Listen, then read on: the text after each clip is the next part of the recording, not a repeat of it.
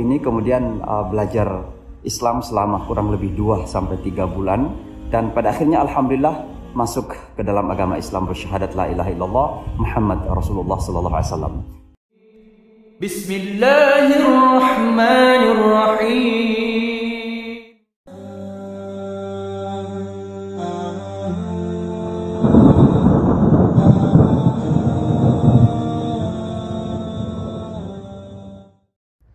Bismillahirrahmanirrahim. Assalamualaikum warahmatullahi wabarakatuh.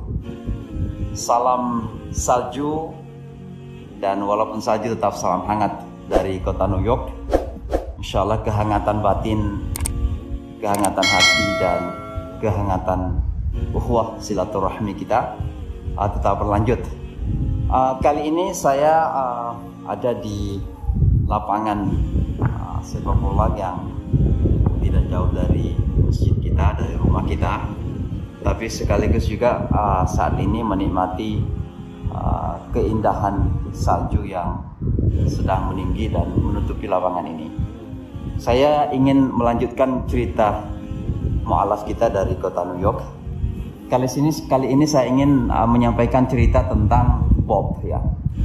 Bob ini dulu adalah seorang pendeta Yahudi atau rabi.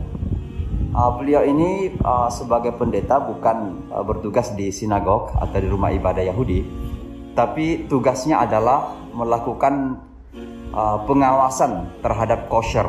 Ya, jadi rupanya tradisi di komunitas Yahudi itu ada pendeta-pendeta atau rabi-rabi Yahudi yang memang tugasnya khusus untuk melakukan pengawasan terhadap makanan-makanan kosher, atau dalam istilah kita halal, ya. Jadi untuk memastikan bahwa apakah daging yang dijual atau makanan-makanan yang dijual di toko-toko Yahudi yang kemudian diberikan label kosher itu adalah betul-betul kosher, memang ada petugas khusus.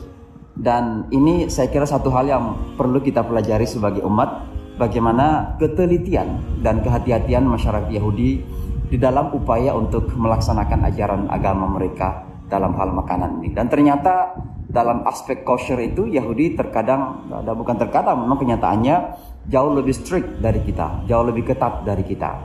Mereka misalnya tidak mengkonsumsi daging bersamaan dengan apapun itu produk yang dibuat dari susu, atau minum susu sambil makan daging, tentu itu diharamkan oleh mereka. Nah, kembali kepada Bob. Bob ini kemudian, ini cerita lama juga, datang ke kelas kita. Lalu dia banyak bertanya tentang makanan halal ya, dalam perspektif Islam. Nah, saya ketika itu belum tahu kalau Bob ini adalah rabi dan bertugas mengawasi makanan-makanan kosher di toko-toko Yahudi. Lalu kemudian kita menjelaskan, lalu berdiskusi tentang bagaimana proses makanan halal itu, dalil-dalilnya, dasar-dasarnya dalam Quran dan Sunnah, dan seterusnya, dan bagaimana kemudian kita berbicara tentang keharaman babi dan juga keharaman alkohol. Nah, rupanya di kalangan masyarakat Yahudi alkohol itu diharamkan, tapi alkohol yang tidak diberkahi. Nah, mereka ada istilah alkohol yang sudah diberkahi, dan itu artinya sudah didoakan oleh para pendeta Yahudi, walaupun masih mau kan, ya. Jadi akhirnya kita berdiskusi, berdialog di kelas itu tentang makanan-makanan halal, dan pada akhirnya rupanya dia mengakui bahwa secara perspektif ajaran agama Yahudi, apa yang kita praktekkan ya, dalam agama Islam ini begitu sangat dekat. Bukan saja dekat, tapi menurut dia malah ini lebih Yahudi, katanya, lebih dekat kepada ajaran Taurat daripada apa yang dipraktekkan oleh masyarakat Yahudi itu sendiri. Nah, singkat cerita teman-teman semua, Bob ini kemudian belajar Islam selama kurang lebih 2-3 bulan, dan pada akhirnya alhamdulillah masuk ke dalam agama Islam, bersyahadat la ilaha illallah Muhammad Rasulullah sallallahu alaihi wasallam. Karena Bob tidak ingin lanjut lagi menjadi tentu pendeta Yahudi untuk melakukan pengawasan makanan kosher ini, akhirnya teman kita ini rupanya punya keahlian selain sebagai rabi Yahudi, juga sebagai seseorang yang insinyur, bukan insinyur tapi sekedar mekanik saja di dalam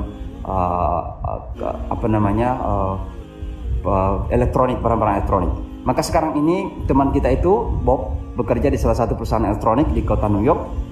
Kalau tidak salah namanya R&D, dan dia bukan R&B, saya lupa namanya, tapi beliau sekarang ini bekerja di toko itu, meninggalkan pekerjaannya sebagai pendeta Yahudi karena sudah masuk Islam dan sekarang menjadi malah penjaga toko di toko elektronik tersebut.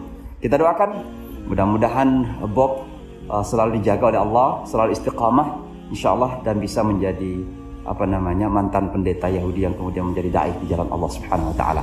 Saya kira demikian. Sekali lagi salam musim dingin dari kota New York. Ini di belakang saya salju ini lapangan bola, tapi di musim salju seperti ini sekarang. Ya, mudah-mudahan teman-teman bisa jalan-jalan kota New York, ditunggu sehingga kita bisa main salju bersama. Assalamualaikum warahmatullahi wabarakatuh.